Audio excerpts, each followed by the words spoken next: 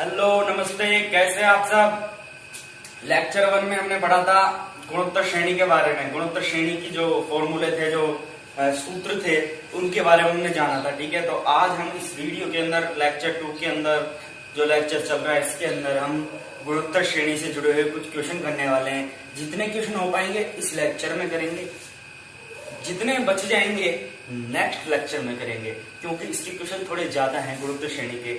इसमें से क्वेश्चन पूछे जाते हैं, लेकिन इसमें क्या है, लॉजिकल क्वेश्चन ज्यादा है। हर क्वेश्चन में हर जो पूछा जाता है जिस तरह का, उसमें दो दो क्वेश्चन है, तो उस हिसाब से मैं कराऊंगा। तो चाहे अपन को एक एक्स्ट्रा लेना पड़ जाए अपन को, लेकिन हमें करना सब कुछ है। ठीक है, तो एक एक क्वेश्चन करके समझेंगे। पहला क्वेश्चन मैं स्टार्ट करने वाला हूं, और कल ये वीडियो नहीं डाली गई थी, वीडियो नहीं आई थी।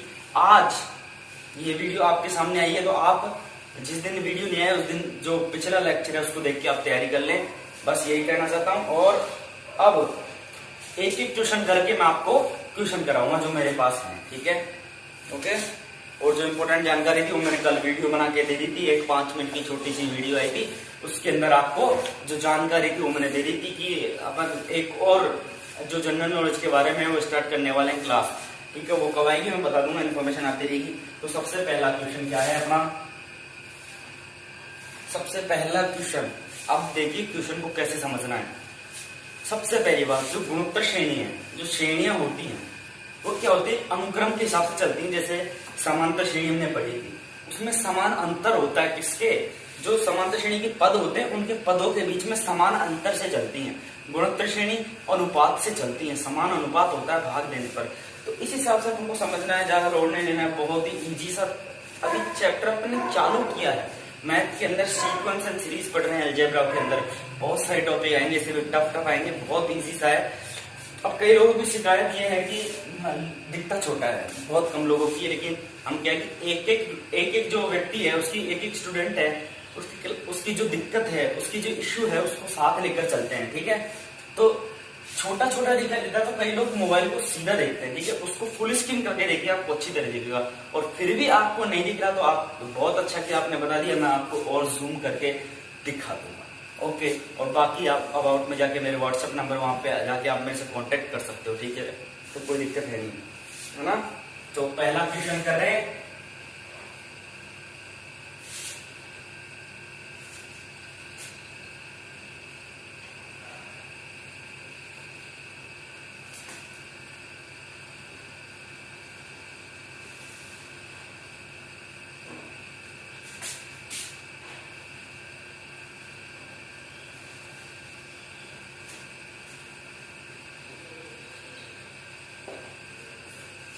गुणोत्तर श्रेणी दे रखी है, देखिए पता कैसे लगाना है हमें, इनके पदों के बीच में समान। अब देखिए केवल ये दे रखा है क्वेश्चन, अपन को पता थोड़ी है ये जीपी है या एपी है। गुणोत्तर श्रेणी है, ज्योमेट्रिक प्रोग्रेशन है या अर्थमेटिक प्रोग्रेशन है। पता कैसे लगाएंगे भाई साहब, या तो इनके बीच में समान अंतर होगा या समान अनुपात होगा, या तो सार्वंतर निकालेंगे, या फिर कॉमन रेशियो जो आर है वो निकालेंगे, सार्व अनुपात निकालेंगे। अब देखिए कैसे पता चलेगा, देखिए अंतर बताइए, तो अंतर चेक करते हैं, अंतर है क्या समान। 4 और 12 के बीच में कितने का अंतर है, +8 का है। +8 कर दिए तो 12 आ गए। यहाँ पे 12 से 16 के बीच में कितने का अंतर है, जो 12 से 16 नहीं है, ये 36 है। 12 से 36 के बीच में कितने का अंतर है, ये बताइए मेरे को। देखिए यहाँ पे 8 का है, सिंपल सी बात है।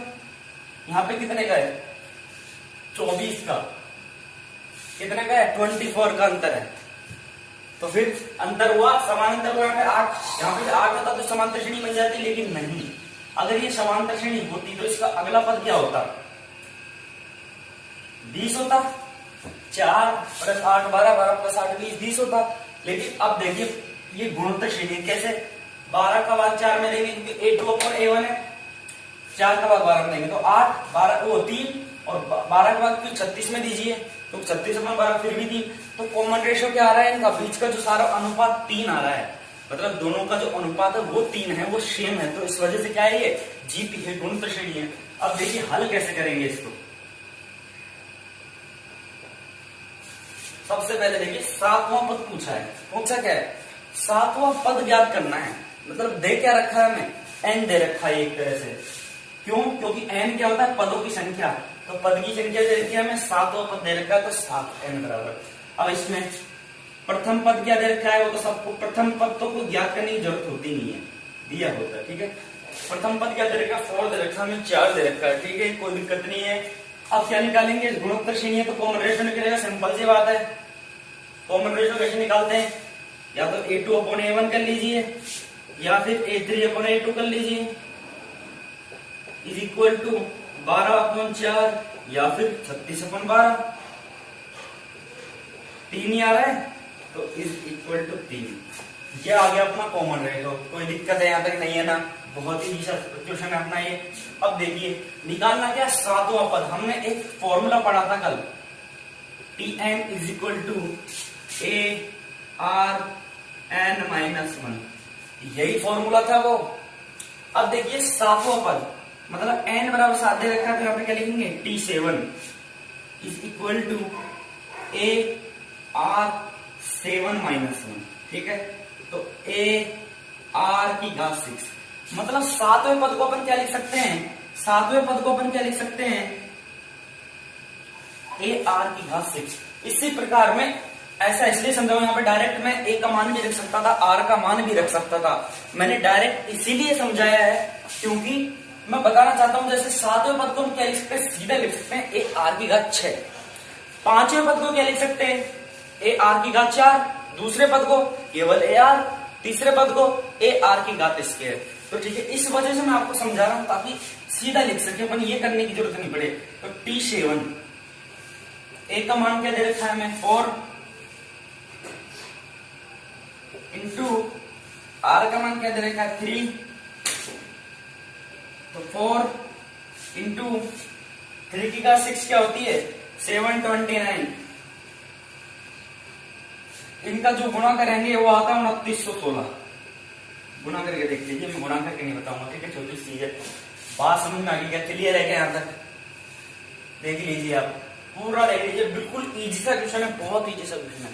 देखिए, ठीक है, नोट कर सकते हैं आप। पढ़ा पढ़ा लिखा आपको दिख रहा होगा खूब आराम से। दूसरा क्वेश्चन कराता हूं।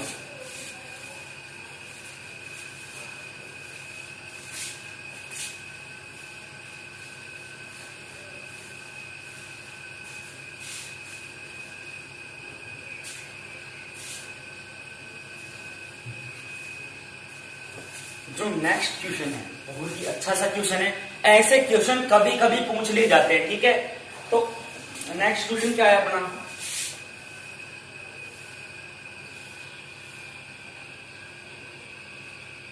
यदि x, x+1 एवं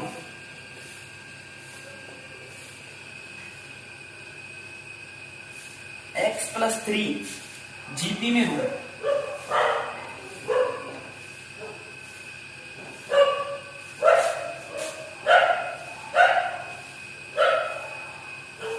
हो तो जो x है उसका मान क्या होगा?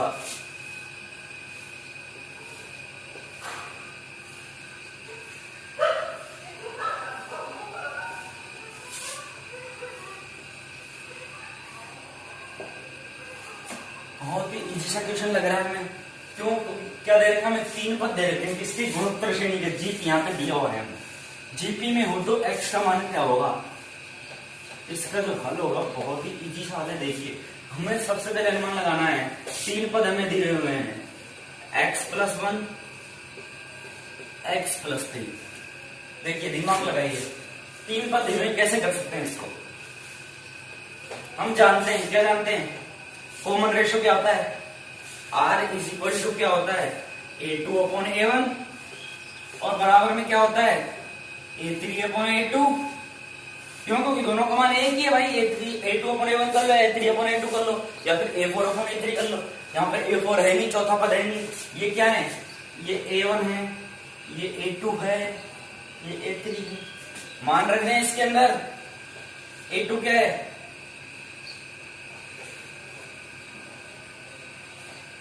A3 क्या है?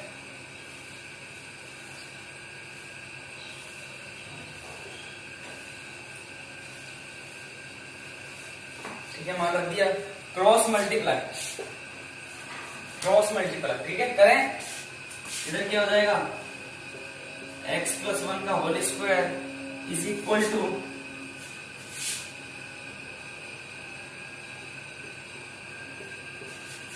x+3 और x, ठीक है, गुना करें। x² + 2x + 1 is equal to x² + 3x, ठीक है। x² से x² कैंसिल, ठीक है। 2x + 1 को उधर ले जाए, इधर लिख लेंगे इसको। 3x - 2x - 1 is equal to 0। ये पक्षांतर निकल गया हमने। 3x में से 2x गया तो क्या बचा, 1x बच गया, -1 is equal to 0। x is equal to क्या आ गया, 1। पक्षांतर करने पर प्लस का 1 आ गया, ठीक है। ये आपका क्या होगा, सिंपल सा आंसर हो गया। देखिए क्वेश्चन क्या था कि x+1 एवं x+3 जीपी में हो तो x का मान क्या होगा। बहुत ही इजी सा क्वेश्चन था, बहुत ही सिंपल तरीके से कर दिया। पढ़ने में ऐसा लग रहा था कि कैसे निकालेंगे, लेकिन नहीं, बहुत ही जल्द क्वेश्चन है। 2 स्टेप का क्वेश्चन है। अगला क्वेश्चन,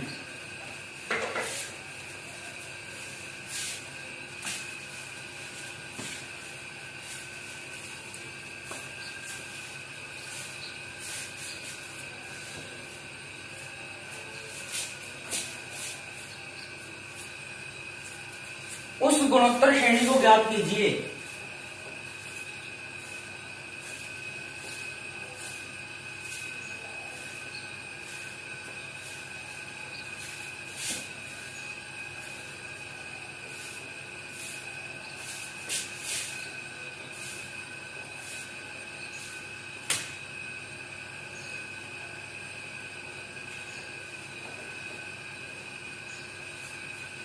उस गुणोत्तर श्रेणी को ज्ञात कीजिए जिसका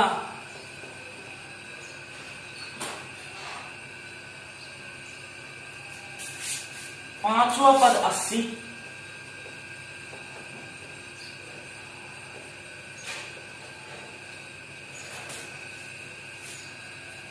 एवं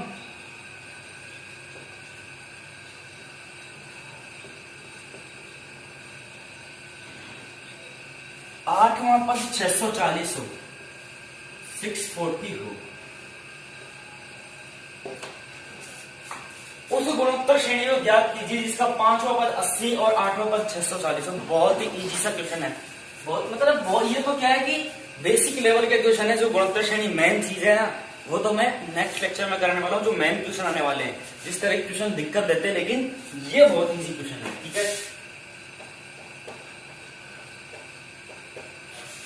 देखिए क्या दे रखा हमें, पांचों पद 80, आठों पद 640। पांचों पद को क्या लिख सकते हैं हम, अब ये भी समझाया था फर्स्ट क्वेश्चन के अंदर ही। पांचवें पद को क्या लिख सकते हैं, जैसे सातवें पद को हमने वहां पर लिखा था, सातवें पद को हमने वहां पर लिखा था, क्या लिखा था, AR⁶।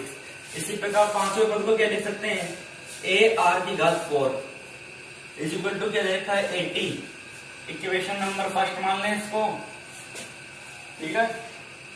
आठवां पद मतलब AR⁴ is equal to 640। Equation number second मान लें। अब बस इक्वेशन सॉल्व करना है हमें, ठीक है। इक्वेशन सॉल्व करने के लिए क्या करें, समीकरण 2 में 1 का भाग दे दें,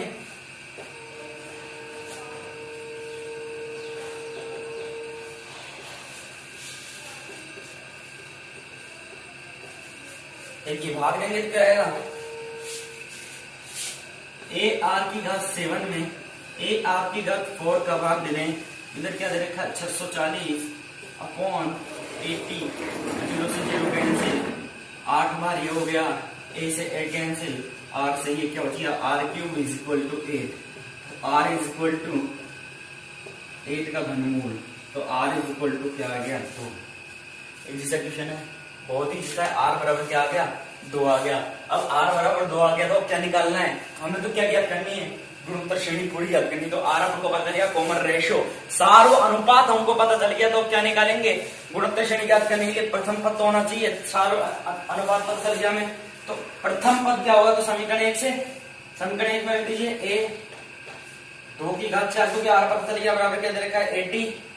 तो A × 16 इज इक्वल टू 80। तो a इज इक्वल टू क्या आ गया 5, 80 में 16 का भाग देंगे तो 16 बन जाए, ठीक है।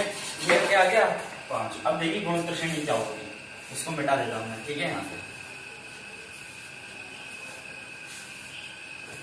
अब देखिए गुणोत्तर श्रेणी होगी क्या, कैसे निकालेंगे। तो प्रथम पद हमें पता चलेगा 5, तो प्रथम पद तो a ही होता है 5। अब द्वितीय पद क्या होता है, मैंने निकालना सिखाया था, बहुत इजी सा क्वेश्चन है, एक बात कम कर दीजिए बस। जैसे तीसरा पद क्या होता है AR स्क्वायर, तो दूसरा पद क्या होगा केवल AR, A इंटू आर, तो A क्या है 5, R क्या है 2, तो क्या हो जाएगा 10। जैसे गुणोत्तर श्रेणी क्या होगी A, दूसरा पद AR, तीसरा पद AR स्क्वायर, चौथा पद AR cube, dot dot dot ऐसे चल जाएगी। या फिर आप सीधा जैसे आपको A पता है R पता है तो सीधा गुणा कर सकते हैं। जैसे पहला पद 5 है, 5 एकम 5, फिर कॉमन रेशियो से गुणा करते जाएंगे, 5 दूनी 10, फिर 10 को वही 2 से 20, 20 को वही 2 से 40, डॉट डॉट डॉट। इस प्रकार से क्या चलेगी गुणोत्तर श्रेणी चलेगी। इसमें मान रख के देख लीजिए, चाहे A क्या है 5 है, R स्क्वायर मतलब 2 का स्क्वायर 500 का 20, R का क्यूब 8, 5 अंठे 40। सीधी सी बात है, हम कॉमन रेशियो निकाल रहे हैं भाग देके, तो अपन आगे कॉमन रेशियो से गुणा करेंगे तो गुणोत्तर श्रेणी बनी जाएगी। तो ये आपका क्या हो गया, ये आपका आंसर हो गया, ये आपकी गुणोत्तर श्रेणी थी 5, 10, 20, 40, ठीक है। ये आपका इजी सा क्वेश्चन हो गया।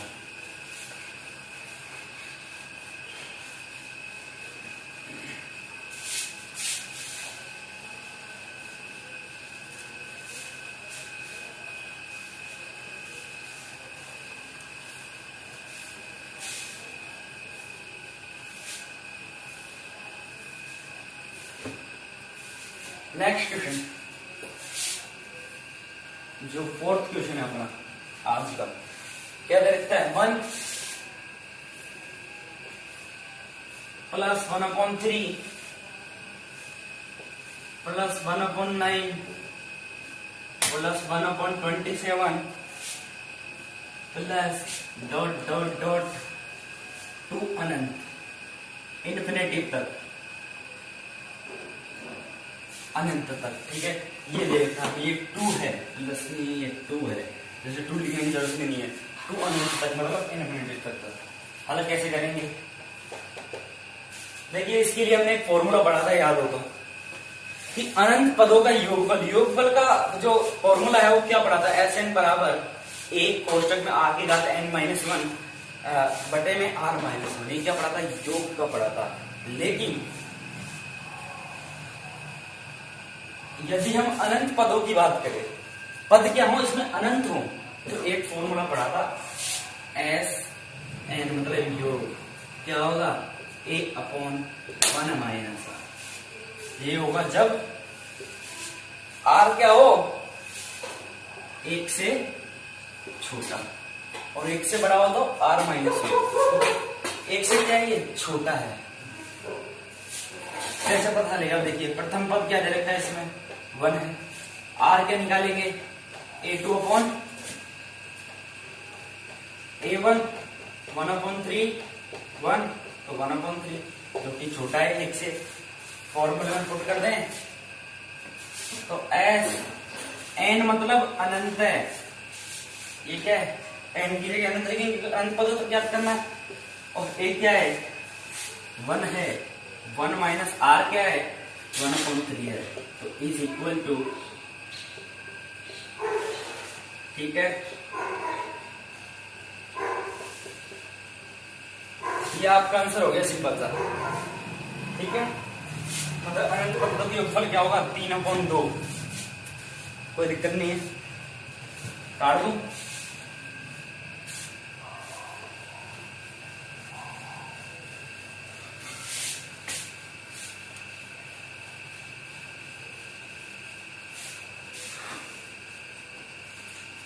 क्वेश्चन एक और कर लेते हैं, इजी सा क्वेश्चन है, ठीक है। कि 2 एवं 8 का गुणोत्तर माध्य है, ज्योमेट्रिक मीन।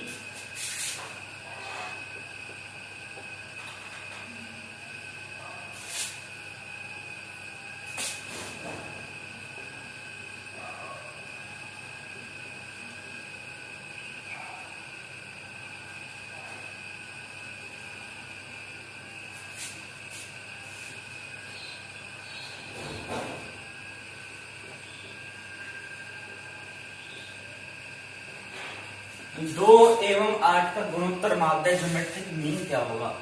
हल। देखिए गुणोत्तर माध्य कैसे ज्ञात करते हैं?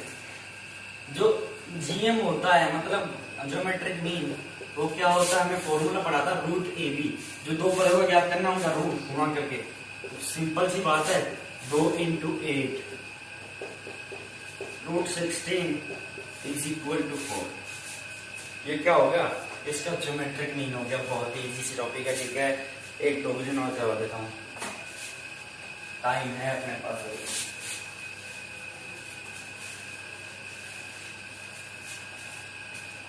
आज क्या हुए, बेसिक से क्वेश्चन करवा रहे हैं हम, ठीक है। 5 क्वेश्चन करवाए, बहुत ही बेसिक से क्वेश्चन है, बहुत ही इजी लगे होंगे आपको।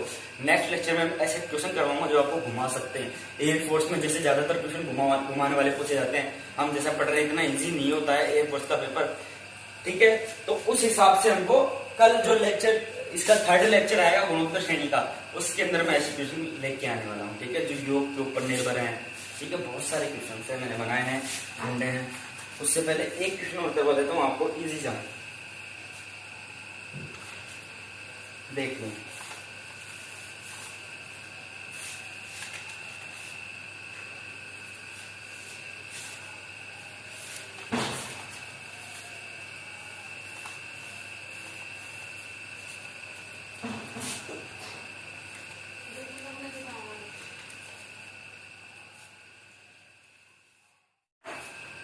अब देखिए एक और क्वेश्चन, ठीक है, 6ठा क्वेश्चन, मतलब क्या दे रखा है कि 1 प्लस 1/2 प्लस 1/4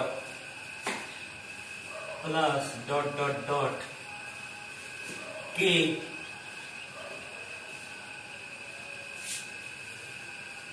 n पदों का योग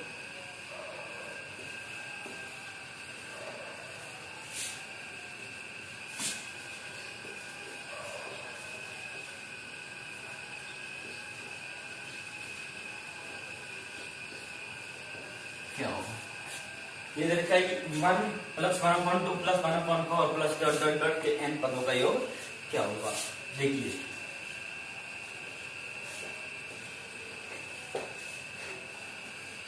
सबसे पहली बात, हमें क्या क्या पता है? देखिए n पदों का योग ज्ञात करना मतलब Sn ज्ञात करना है हमें। पहली बात तो Sn हमसे पूछा है, ठीक है। a बराबर क्या दे रखा है? प्रथम पद 1 है, r इज इक्वल टू 1/2/1 1/2 है, जो कि 1 से छोटा है। हमने एक फॉर्मूला पढ़ा था कि r यदि 1 से छोटा है तो Sn क्या होगा? a 1 माइनस r की घात n अपॉन 1 माइनस, ये होगा। मान रखते हैं a का मान 1 है, 1 माइनस 1/2 की घात n 1 माइनस 1/2, ठीक है। ठीक है, अपना दिया हुआ, ठीक है। अब देखिए 1 बार 1 का मतलब नहीं, 1 से इंटू करेंगे तो हो जाएगा। तो 1 माइनस 1 की घात, a की घात कुछ भी हो उसका मान 1 ही होता है, क्योंकि 1 की घात n का मान क्या हो जाएगा? 1 हो जाएगा केवल, और 2 की घात n। नीचे क्या बचा? 2 लघुत्तम लिया हमने, तो 2 माइनस 1, ठीक है। क्या हो जाएगा? Sn 1 माइनस 1/2 की घात n, नीचे 1/2, ठीक है। अब देखिए ऊपर जाएगा, ये 2 अगर ऊपर जाएगा तो क्या हो जाएगा? 1 माइनस 1 की घात 2/2। ऐसे क्वेश्चन भी कई बार पूछ जाते हैं, इसलिए मैंने ये क्वेश्चन करवा दिया आपको एक्स्ट्रा, ठीक है। बहुत इजी सा क्वेश्चन है, अच्छा सा क्वेश्चन है, इसको भी नोट कर लीजिए, है ना। मिटा देता हूं।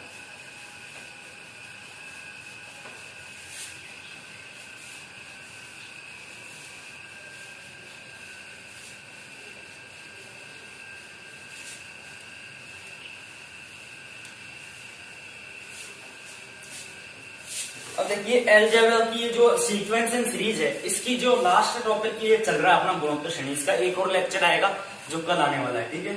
उस लेक्चर को कंप्लीट करेंगे, गुणोत्तर श्रेणी क्लोज हो जाएगी, खत्म हो जाएगी। इसी के साथ सीक्वेंस एंड सीरीज का जो टॉपिक है वो खत्म हो जाएगा। उसके अंदर से केवल एपी एंड जीपी के क्वेश्चन पूछे जाते हैं, एक और श्रेणी होती है एचपी हार्मोनिक श्रेणी, लेकिन उसके अंदर से क्वेश्चन बहुत कम हो जाते हैं। वो क्या होती है, एपी की जस्ट उल्टी होती है, ठीक है। तो वो मैं नहीं पढ़ाऊंगा क्योंकि क्वेश्चन मतलब मिल पूछे जाते हैं, कुछ पूछा मतलब कभी कभार पूछ लेता है, ठीक है। लेकिन ज्यादातर पिछले 5 सालों में क्वेश्चन एचपी के अंदर से हार्मोनिक प्रोग्रेशन के अंदर से पूछा नहीं गया, केवल एपी और जीपी के अंदर से भी बाई चांस पूछता है, ठीक है। बाकी अलजेब्रा अपना जो टॉपिक है बहुत बड़ा है। नेक्स्ट जो सीक्वेंस है सीरीज के बाद आएगा वही कॉम्प्लेक्स नंबर, ठीक है, सम्मिश्र संख्याएं, है ना। तो वो पढ़ेंगे, वो बहुत ही इंटरेस्टिंग टॉपिक होने वाला है अपना। तो लोगों को ज्यादा से ज्यादा जोड़िए, सीखिए। और मैंने आपको कल नॉलेज दी थी, आपको कुछ बताया था, इन्फॉर्मेशन बताई थी एक वीडियो डाल के कि हम एक ऐसी चीज चालू करने वाले हैं, ऐसा बेस चालू करने वाले हैं जिसके अंदर आप भी सीख सकते हैं, आपकी फैमिली सीख सकती है, दोस्त सीख सकते हैं। जो air force XY group, navy double SSR की तैयारी नहीं कर रहे हैं वो भी आराम से सीख सकते हैं। जैसे कि मैं सबसे पहली जो सीरीज आ रही है अपनी, वो आ रही है ब्रह्मांड, जो अपना यूनिवर्स है, जो अपना विश्व है, जहां हम रह रहे हैं, उसके बारे में आपको फुल नॉलेज, ठीक है। पूरी इंफॉर्मेशन की क्या है, सौरमंडल क्या है, ब्रह्मांड के अंदर कैसे ब्रह्मांड बना, हमारी धरती कैसे बनी, कैसे हम धरती पे आए, क्या क्या हुआ, मानव का विकास कैसे हुआ, सब चीज सीखेंगे, ठीक है, एक एक करके। तो सीखने के लिए पढ़ना है, ठीक है। तो गुणोत्तर श्रेणी का कल एक और लेक्चर आने वाला है, इसके बाद कॉम्प्लेक्स नंबर स्टार्ट करेंगे। फिजिक्स के अंदर जो चल रहा है वो फिजिक्स वाले लेक्चर में